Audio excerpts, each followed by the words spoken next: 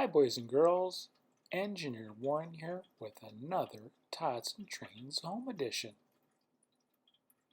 This is going to be a new book called Stormy's Hat, just about how an engineer's hat was created. Stormy Cromer was an engineer. He drove a locomotive on the Red Stack line from St. Paul to Chicago. Stormy loved driving trains. He loved the woo-woo of the steam whistle. He loved the chug-chug of the locomotive. He loved the puckada-puckada sound of steel wheels rolling along the track.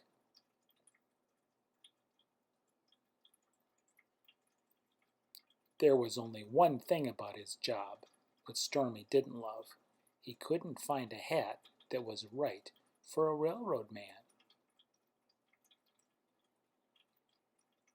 One Monday morning, Stormy climbed into the cab of his engine. He wore his new derby hat. As his locomotive entered the Winston Tunnel, the wind snatched that derby hat from his head. Stormy tried to catch it, but his hat was gone. "Great Casey Jones!" Stormy shouted. He complained to his wife, Ida. "That's the third hat I've lost this month.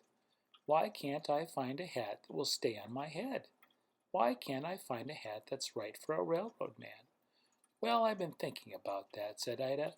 "It seems to me—" "Aw, don't you worry your pretty little head," said Stormy. "I'll figure something out." "A cowboy hat, that's what you need," Stormy's friend Tex told him. "Get one with bonnet strings that tie under your chin. Then your hat won't blow away." Stormy got himself a tall, wide Stetson hat. He tied the bonnet strings under his chin, just as Tex said to do.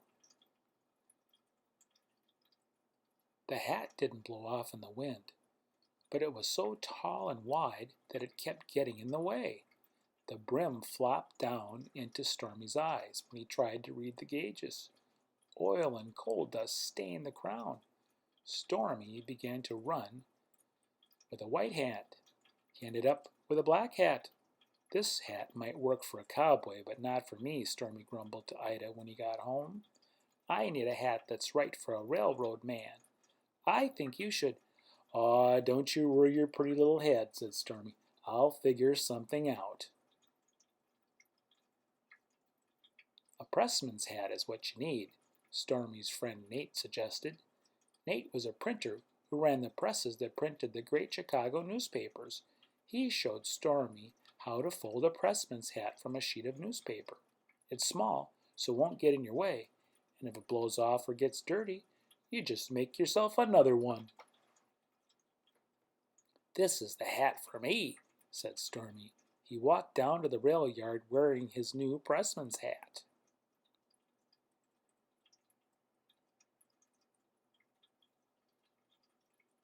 The hat worked out fine, until a spark from the firebox landed on it. Stormy's paper hat began to smolder. It burst into flame. "I'm on fire!" Stormy yelled. He flung the pressman's hat out the window, just in time. "A pressman's hat may work for a printer, but not for me," Stormy groaned as Ida rubbed ointment on his singed scalp. "I need a hat that's right for a railroad man.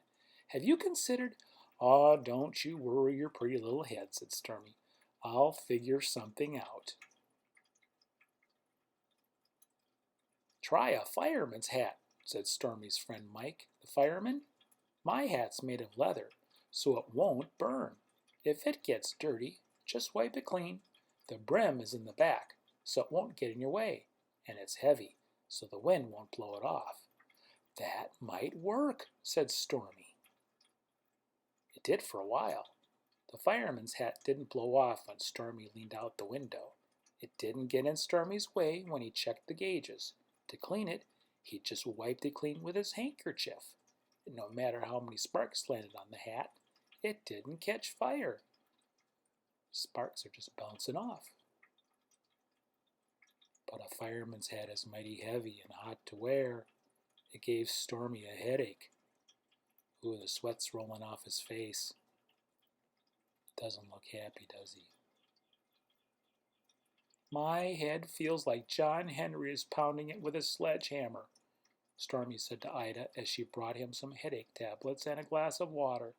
Policemen have hats, sailors have hats, even coal miners have hats. Why can't I find a hat for a railroad man? Maybe if you... Ah, don't you worry your pretty head, said Stormy. I'll figure out something. Well, maybe not. I might not be here when you do. If you say that one more time, Stormy, I'll walk out the door and not come back. My head isn't little. It's as big as yours and just as smart. Either listen to what I have to say or stop complaining. Golly, Stormy said. I didn't mean to hurt your feelings, Ida. I'm sorry. What do you want me to do? Just talk to me the way you talk to all your friends.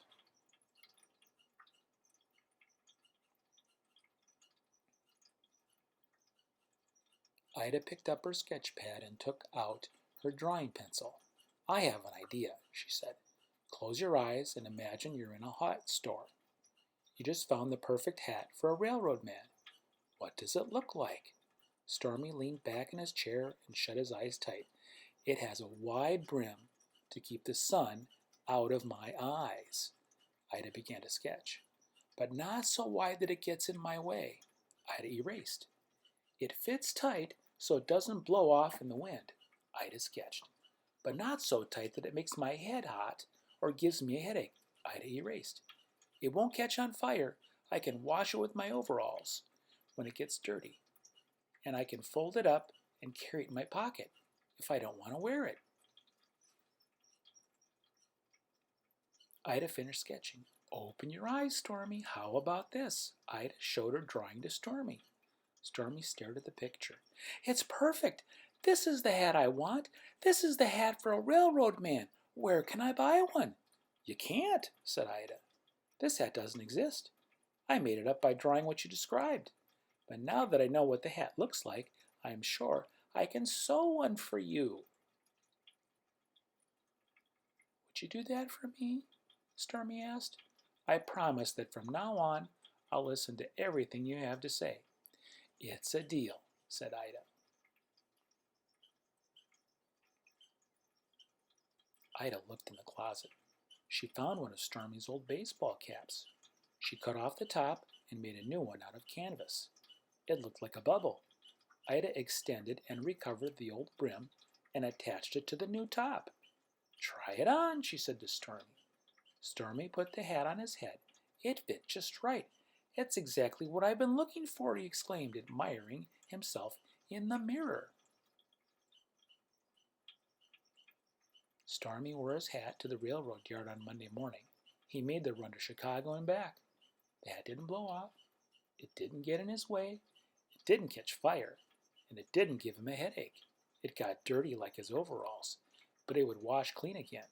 And when Stormy didn't need his hat, he tucked it away in his pocket. Ida had done it. She had created the best hat for a railroad man. Hey, Stormy, where'd you get that hat? I want one too, each of the trainmen said. You're out of luck, boys, said Stormy. There's only one hat like this in the whole wide world, and it's mine. Ida made it for me. Would she make hats for us? She might. Why don't you ask her? Engineers, brakemen, firemen, everyone who worked on the railroad wanted a hat like Stormy's. Orders came in from all over the country. There were too many hats for Ida to make by herself, so she and Stormy opened a factory. Soon, they were sending hats to railroad men around the world.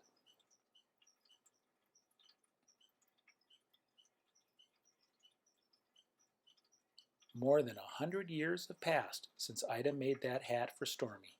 Today, wherever you find trains, you'll find people wearing Stormy's hat.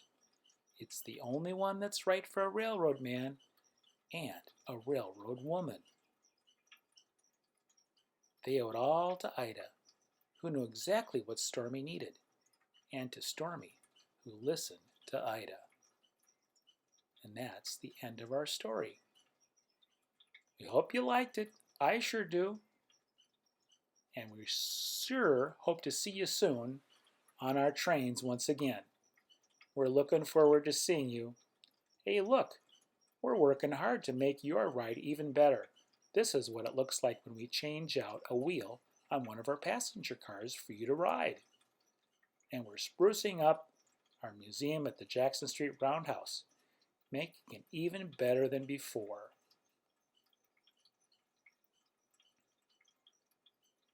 So come see us as soon as we get things back to normal at our museum at the Jackson Street Roundhouse in St. Paul and at Osceola, Wisconsin, where you can ride one of our trains over the beautiful St. Croix River Valley. Until next time, this is Engineer Warren for the Minnesota Transportation Museum, and we'll see you real soon.